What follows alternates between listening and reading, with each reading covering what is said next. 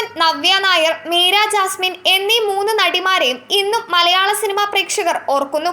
2000-ന്റെ തുടക്ക വർഷങ്ങളിൽ നായികമാരായി വന്ന് തരംഗം സൃഷ്ടിച്ച് പിന്നീട് സിനിമാ രംഗത്ത് നിന്ന് അകന്നവരാണിവർ. എന്നാൽ ഇവർക്ക് ശേഷം വന്ന നടിമാരിൽ ആർക്കും ഇത്രയധികം ജനശ്രദ്ധ ലഭിച്ചില്ലെന്ന് കൗതുകകരമാണ്. കുറച്ചു കാലത്തിനുള്ളിൽ പലരും ലൈംലൈറ്റിൽ നിന്ന് അകന്നു. നവ്യയും കാവ്യയും അക്കാലത്ത് എപ്പോഴും ചർച്ചയാകുന്നവരായിരുന്നു. ചന്ദ്രനുദിക്കുന്ന ദിക്കിൽ എന്ന സിനിമയിലൂടെ 1999-ലാണ് കാവ്യ മാധവൻ നായികയായി തുടക്കം കുറിക്കുന്നത്. 2001-ൽ ഇഷ്ടം എന്ന സിനിമയിലൂടെ നവ്യ നായരും അരങ്ങേറ്റം കുറിച്ചു.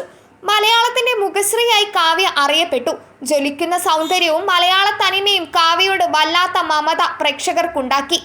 നന്ദനം എന്ന സിനിമയാണ് നവ്യയെ കുടുംബ പ്രേക്ഷകർക്ക് പ്രിയങ്കരിയാക്കിയത്. നെക്സ്റ്റ് ഡോർ ഗേൾ ഇമേജിൽ തന്നെയാണ് നവ്യയും അറിയപ്പെട്ടത്. കരിയറിൽ നവ്യയെ തുണച്ച മറ്റൊരു ഘടകം സ്വന്തം ശബ്ദത്തിൽ ഡബ്ബ് ചെയ്തതാണ്. നവ്യയുടെ ശബ്ദം അറിയാത്ത മലയാളികളില്ല. കോമഡി രംഗങ്ങളിലും വൈകാരിക രംഗങ്ങളിലും ഒരുപോലെ മികവ് പുലർത്താൻ നവ്യ നായർക്ക് സാധിച്ചു. നന്ദനത്തിൽ കരയുന്ന നായികയാണെങ്കിൽ കല്യാണരാമനിലെയും പാണ്ടിപ്പടയിലെയും നവ്യ പ്രേക്ഷകരെ ചിരിപ്പിച്ചു. നവ്യയുടെ റേഞ്ച് മുഴുവനായും സിനിമാ ലോകം ഉപയോഗപ്പെടുത്തിയില്ല എന്ന അഭിപ്രായം ആരാധകർക്കുണ്ട്. കാവ്യയെ പ്രേക്ഷകരിലേക്ക് ആകർഷിച്ച പ്രധാന ഘടകം ഭംഗി തന്നെയായിരുന്നു.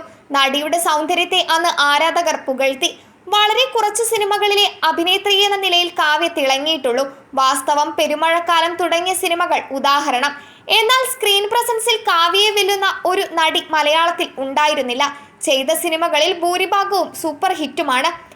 കാവ്യയും നവ്യയും തമ്മിൽ അകൽച്ചയെന്ന് അക്കാലത്ത് ഗോസിപ്പുകൾ വ്യാപകമായിരുന്നു.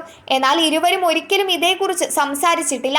വർഷങ്ങൾക്കിപ്പുറം നൽകിയ ഒരു അഭിമുഖത്തിൽ കാവ്യയെക്കുറിച്ച് ചോദിച്ചപ്പോൾ ഞങ്ങൾ സുഹൃത്തുക്കളല്ലെന്ന് മാത്രം നവ്യ പറഞ്ഞു. കാവ്യയുമായുള്ള അകൽച്ചയായിരിക്കാം ഈ ഒറ്റ വാചകത്തിലൂടെ നവ്യ നായർ സൂചിപ്പിച്ചതെന്ന വാദം അന്ന് വന്നു. സോഷ്യൽ മീഡിയയിൽ ഇന്ന് രണ്ടുപേരും സജീവമാണെങ്കിലും പരസ്പരം ഫോളോ ചെയ്യുന്നില്ല. ബനാറസ് എന്ന സിനിമയിൽ കാവ്യയും നവ്യയുമായിരുന്നു നായികമാർ. ഈ സിനിമയിൽ തനിക്ക് പ്രാധാന്യം കുറഞ്ഞെന്ന ആശങ്ക നവ്യയ്ക്കുണ്ടായിരുന്നു. എന്നാൽ അതൊരു തർക്കത്തിലേക്ക് പോയിട്ടില്ല. ഇരുവരും തമ്മിൽ എപ്പോഴും പ്രൊഫഷണൽ ബന്ധം ഉണ്ടായിട്ടുണ്ട്. നവ്യ മലയാള സിനിമാ ലോകത്ത് നിന്നും അകന്ന ഒരു കാലഘട്ടം ഉണ്ടായിരുന്നു. പട്ടണത്തിൽ സുന്ദരൻ എന്ന സിനിമയിൽ കൂടുതൽ പ്രതിഫലം ചോദിച്ചെന്ന പേരിൽ നവ്യയെ സംഘടനകൾ വിലക്കി. എന്നാൽ പിന്നീട് നവ്യയുടെ ഭാഗം സംഘടനകൾ കേട്ടു. നടി യഥാർത്ഥത്തിൽ പ്രതിഫലം കൂട്ടി ചോദിച്ചിരുന്നില്ല, വിലക്ക് നീക്കി. അക്കാലത്ത് മറ്റു ഭാഷകളിൽ നവ്യ അഭിനയിച്ചു. കന്നഡ, തെലുങ്ക് സിനിമാ ലോകത്ത് നടി തിളങ്ങി. ഗ്ലാമറസായി അഭിനയിക്കാനും നവ്യ നായർ തയ്യാറായി. മറുവശത്ത് കാവ്യ മാധവൻ മലയാള സിനിമാ ലോകത്തിന് എപ്പോഴും പ്രിയങ്കരിയായിരുന്നു. ഒരിക്കലും കാവ്യക്കെതിരെ വിലക്കോ മറ്റു നീക്കങ്ങളോ വന്നിട്ടില്ല. അതേസമയം അർഹമായ പരിഗണന തനിക്ക് സെറ്റുകളിൽ ലഭിച്ചില്ലെന്ന് കാവ്യ ഒരിക്കൽ പറഞ്ഞിട്ടുണ്ട്. പറഞ്ഞുറപ്പിച്ച പ്രതിഫലം കിട്ടാത്ത സാഹചര്യം ഉണ്ടായിട്ടുണ്ടെന്നും നടി പറഞ്ഞിരുന്നു.